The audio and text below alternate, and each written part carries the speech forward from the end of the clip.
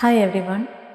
This video is in continuation of the previous video where we discussed the partial covalent character of ionic bonding, and this is about the polarity of covalent bonding, or we can say in other words partial ionic character of covalent bonding.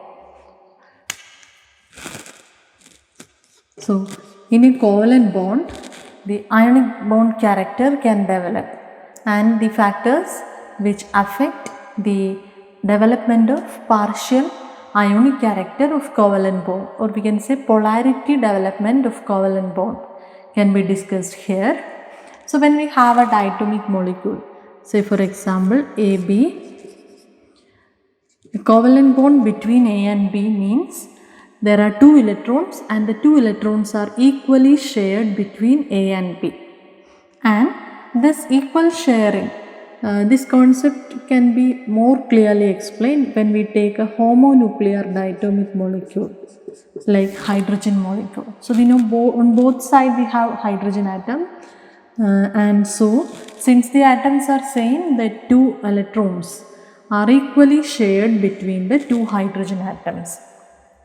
But when there comes a difference or a heteronuclear heteronuclear diatomic molecule like HCl, in this case we cannot say that electron densities or the two electrons are equally shared.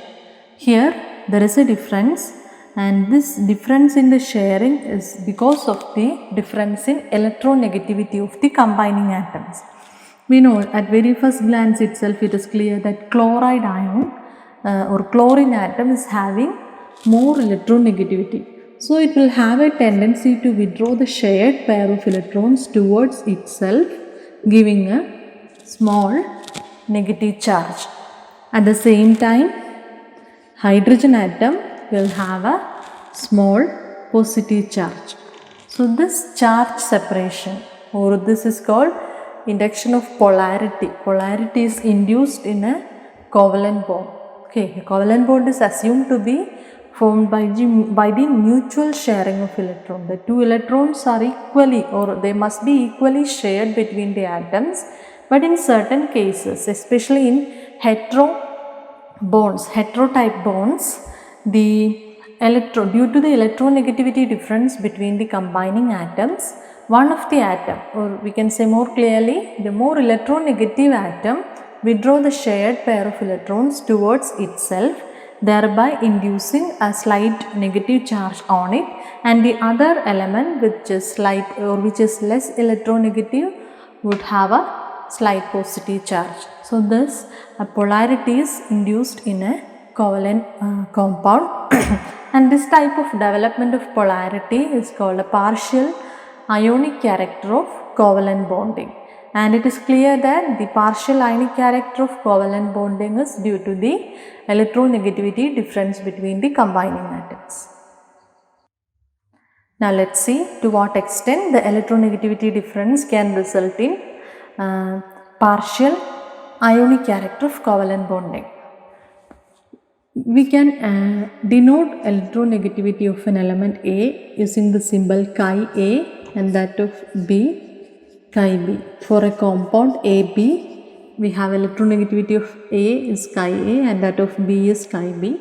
So we can say the electronegativity difference chi A minus chi B, this value, if the electronegativity difference is equal to 1.7, the bond is 50% ionic and 50% covalent.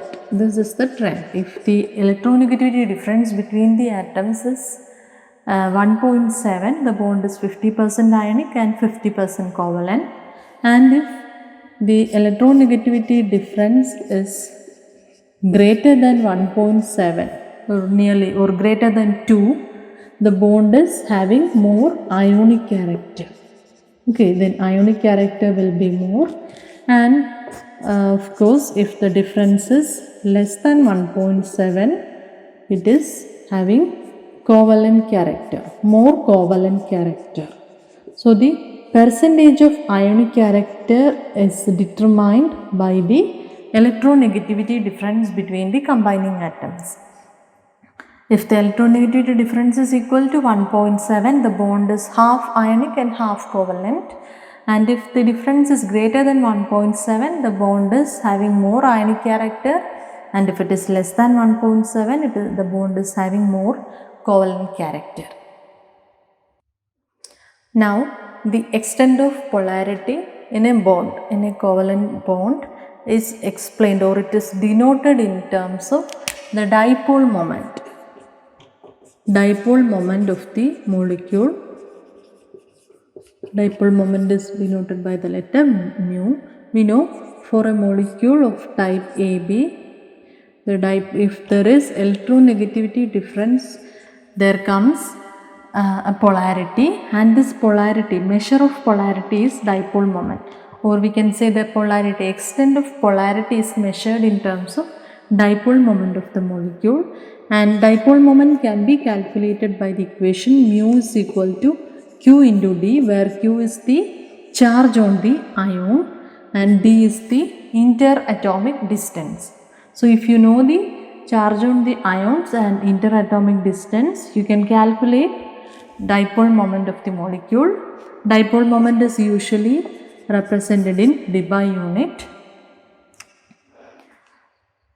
So that is the dipole moment. It is the product of charge and distance between the atoms, and we know dipole moment is a vector quantity, that is, it is having both magnitude and direction. It is represented by an arrow with the tail. The arrow is headed towards the more electronegative element. So arrow is pointing from the less electronegative element towards the more electronegative element. And in terms of if you know the dipole moment, you can predict the polarity of the bond. This dipole moment of the molecule is an important parameter in predicting many properties of a compound. First of all, if you know the dipole moment, you can predict the symmetry of the molecule, whether the molecule is symmetric or not. That can be predicted based on the dipole moment value. So let's see how it is. When you have a molecule like carbon dioxide, you know carbon dioxide is having two carbon oxygen bonds, and individual bonds are dipoles. We know carbon oxygen bond means the individual bonds are polar in nature, because oxygen is more electronegative. Okay, so the dipole moment is in this way. Dipole moment is acting or it is from carbon to oxygen. Electron density is withdrawn from carbon to oxygen, but since the dipole on either sides are cancelling, we know here the dipole moment, the dipole on either side, or we can say the polarity on either side, are equal and opposite, equal in magnitude but opposite in direction. It gets cancelled. We have already said that the dipole moment is a vector quantity. It has direction also. So here, even though individual bonds are polar, the net dipole moment of the molecule is 0. So if you have a 0 net dipole moment, you can predict the symmetry of the molecule. Symmetry in the sense, you can predict whether the molecule is symmetric or not. So here, for carbon dioxide, since the dipole moment is known, dipole moment is 0, the molecule is symmetric in nature. And when you take water molecule is having a non-zero dipole moment. Since it is having a non-zero dipole moment, we know it is having asymmetric structure. Its geometry is asymmetric. Since we know water molecule is having bend shape, so the net dipole moment is acting in the upward direction. So there is a net dipole moment. Even though the two bonds are of same type, their symmetry, their geometry results in a net dipole moment. Whereas in the case of carbon dioxide, their geometry result in a mutual cancellation of the individual bond dipoles, and hence its net dipole moment is 0, but in water the net dipole moment is non-zero. Now in the same way we can predict like we can take different examples, say CH4. Methane molecule, the geometry of methane is tetrahedral. We know a tetrahedral molecule, a tetrahedral structure means it is a symmetric top molecule. It is having a perfect symmetric structure. So because of this symmetry, the individual bond dipoles get cancel each other. We know tetrahedral structure means you have two bonds in one's direction in upward. If two bonds are in upward direction, the other two bonds are in the downward direction, or they are mutually cancelling their dipole moments. So even though there are individual bond polarity, the net dipole moment of the molecule is 0. And when you are given the molecule, say CH3Cl, methyl chloride, in this case, even though the molecule is tetrahedral shape, there is a net dipole moment because we know one of the bond is a CCl bond. So here the bond dipoles or the opposite side bond dipoles will not cancel each other. There is a net dipole moment acting in the direction of CCl bond. Okay, so this is in this case we know even though it is tetrahedral shape, the structure is tetrahedral, but the bonds are of different types. So it is having non-zero dipole moment. In the same way, when you take a molecule like BF3, for BF3 molecule, geometry is trigonal planar. So the bond dipoles, we have these two bond dipoles are in the downward direction. So their resultant is acting in this direction. So this will cancel. The bond dipoles get mutually cancelled. This will be cancelled by the dipole on the upward direction, and the net dipole moment will be 0. Whereas if you take NF3 molecule, it is having pyramidal shape. So pyramidal shape means their bond dipoles are not cancelling. There is a net dipole moment in the downward direction, and the lone pair also offer a dipole moment, but it is not that much compared to the 3 NF bonds. So in this case, in the case of NF3, the dipole moment is non-zero, but for BF3 there is a 0 dipole moment. So we can say that BF3 is a symmetric molecule while NF3 is an asymmetric molecule. This way we can predict whether the molecule is symmetric or asymmetric based on dipole moment value. A 0 dipole moment value means the molecule can be symmetric, and a non-zero dipole moment indicate the molecule is asymmetric geometry. Another application of dipole moment is to predict the percentage ionic character of a molecule. We have an equation to calculate percentage ionic character, that is percentage ionic character is equal to observed dipole moment mu observed by mu ionic into 100. So this way you can calculate the percentage ionic character. So mu observed means the observed dipole moment of the molecule. Say for example, if you have a molecule like HF, we can say the dipole moment observed. For example, for a general AB molecule, if dipole moment is 1.9 dBi, that is the calculated value. So that is mu observed, and mu ionic means dipole moment assuming complete ionic character of the bond. That means if the AB bonds, or if the bond between A and B were completely ionic, that resulting dipole moment, that is called mu ionic, and this ratio into 100 will give percentage ionic character. So if you have the observed dipole moment value and mu ionic, you can calculate knowing the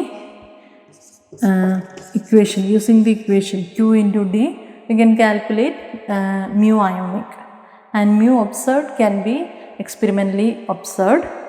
And if you have both these, you can calculate the percentage ionic character of the molecule. Q, we know it is the charge of the ion, and D is the interatomic distance. So for example, if you are given a molecule like say HCl, and if we know both are having one unit charge, so magnitude of charge is 1.602 into 10 raised to minus 19 coulombs. And distance it can be, say for example, 0.9 angstrom. So if you this is an example value, not the actual value. So if you know the Q and D values, you can calculate their mu ionic. That means dipole moment assuming complete ionic character of H and Cl, complete ionic character between H and Cl. So you can calculate mu is equal to mu ionic is equal to Q into distance, and the observed dipole moment by mu ionic into 100 will give you the percentage ionic character. You can calculate or you can predict to what extent the compound is having ionic character. So in conclusion, we have discussed the polarity of covalent bond. That means how partial ionic character arises in a covalent bonding and we know it is mainly due to the difference in electronegativity, and the polarity of the covalent bond is explained or denoted or measured in terms of dipole moment. Okay. And we know for a pure homonuclear diatomic molecule there is no polarity, but this polarity arises whenever there is electronegativity differences between the combining atoms, and that polarity is measured in terms of dipole moment. Mu is equal to Q into D, and we have many applications of dipole moment. If you know the dipole moment, you can predict whether the compound is symmetric or not, and you can also predict or calculate the percentage ionic character of the molecule using the equation percentage ionic character is equal to mu observed by mu ionic into 100. So that is all about the partial ionic character of covalent bonding or polarity of covalent bonding. Hope you understood this. Thank you.